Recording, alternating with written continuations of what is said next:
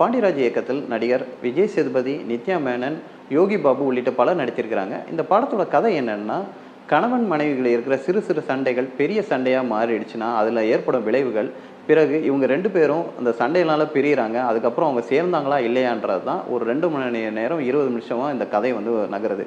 சரி, இந்த கதையில வேற என்னென்ன கேரக்டர்ஸ்லாம் முக்கியத்துவம் இருக்குன்னா, யோகி பாபு, அதேபோல பருத்திவீரன் புகழ் சரவணன், இப்ப ரோஷினி ஹரிப்பிரியன், அதுபோல் மலையாள நடிகர் செம்பான், அப்புறம் ஆர்கே சுரேஷ், இப்படி ஒவ்வொரு கதாபாத்திரங்களும் அவங்களுக்கு என்ன ஒரு ஜஸ்டிஃபை பண்ண முடியுமோ, அந்த கேரக்டரைசேஷனுக்கு நல்லாவே ஜஸ்டிஃபை பண்ணிக்கலாம்னு சொல்லலாம். மகாராஜாக்கு பிறகு விஜய் சேதுபதிக்கு இது ஒரு தரமான படமா அமைஞ்சிருக்குன்னே சொல்லலாம். அந்த அளவுக்கு அவர் கேரக்டரைசேஷன மெனக்கெட்டுருக்காரு. ஒரு வித்தியாசமா காமிச்சிருக்காரு. இதுவரைக்கும் இல்லாத ஒரு கேரக்டரைசேஷன்ல அவர் வந்து நடிச்சிருக்காருன்னு சொல்லலாம். மதுரையில வட்டாரத்த காட்டுற அந்த விஷுவல்ஸ் காட்சி அமைப்புகள் எல்லாமே அழகாவே இருக்கு. ஒரு எதார்த்தமான படமா இது அமைஞ்சிருக்கு.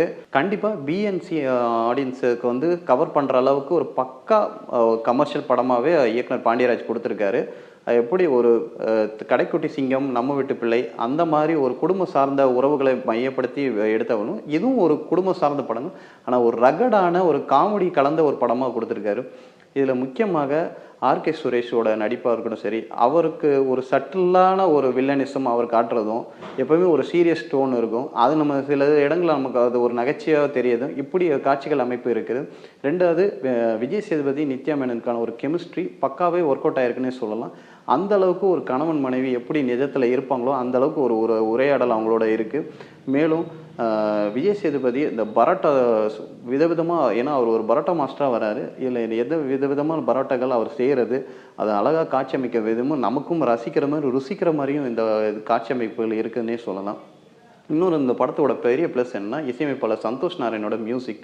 பிஜிஎம் ஸ்கோரா இருக்கட்டும், ஒவ்வொரு சீன்ல விஜய் சேதுபதியோட மாஸ் எலிவேஷன் சில சீன்ல அவர் ஒரு சண்டை போடுற மாரி வரும்போது, அதுக்கான மாஸ் எலிவேஷன், அதுக்கப்புறம் அது நகைச்சுவைக்கான இது, இப்படி எல்லாமே பக்காவா பிஜிஎம் ஸ்கோர் இருக்கு. அதேபோல மியூசிக்கும், பாடல்களும் அந்த அளவுக்கு நல்ல ரசிக்கிறபடியே அமைஞ்சிருக்கு.